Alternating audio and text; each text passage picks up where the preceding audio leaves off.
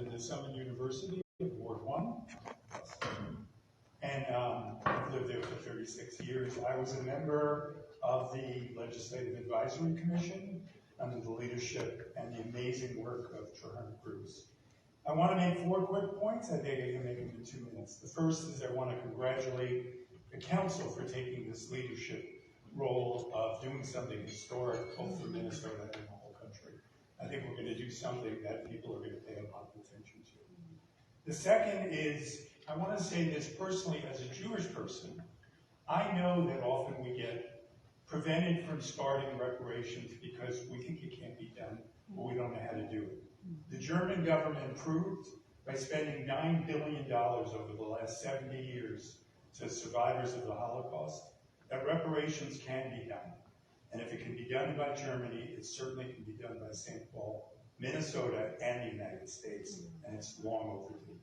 The third point I want to make is to really encourage the council to provide sufficient funding as it's begun to do, but stay with that funding to make sure this permanent commission can do the work that it wants to do over the years that it's going to take, and know that there are going to be harder decisions to be made by the council and by the city, and that you're going to have to stick with this as there becomes opposition, as we know there will be, to anything that costs money to try to rectify the problem.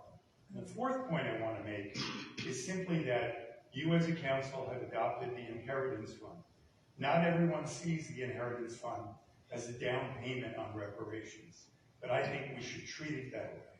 We are finally going to begin to right the wrongs of people like the gentleman before me, who was displaced by the building of I-94. And we can finally use the Inheritance Fund to kick off an effort by the city of St. Paul to do something about reparations and really right the wrongs of the past. Thank you. Thank you. And thank you for your work on the committee as well. Welcome. My name is Jesse Williams. I live in the West 7th area.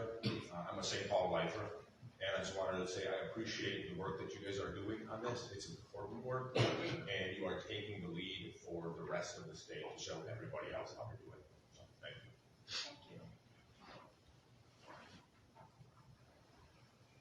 Thank you. My heart out of my throat, or my throat out of my heart here. I just got something that I feel is important that I express. Barry Reich, St. Paul. St. Paul my whole life, and I've been a part of seen a lot of changes. I was around when Rhonda went through, but I think it's important and valuable that while we're looking at history, that we go back to 1492 in the Euro invasion of this country, you know, of which that had that not happened, it's not likely we would have had slavery here to begin with. And also in particular, the Dakota was homeland we now occupy.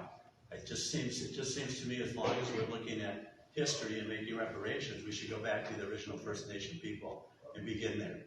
And that's my feeling. I think in order to be fair, that's where it needs to begin, for real truth and healing to take place. You know, I'm not going to create any friends by bringing that up, maybe, but I think that's important that we do that. Thank you.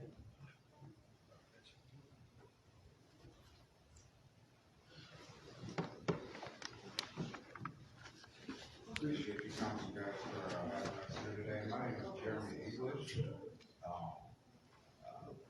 I am actually an original member of the steering committee that helped move this ordinance along, so it's good to see you guys. I wasn't part of the legislative process, with that committee, but I was behind the scenes checking it out,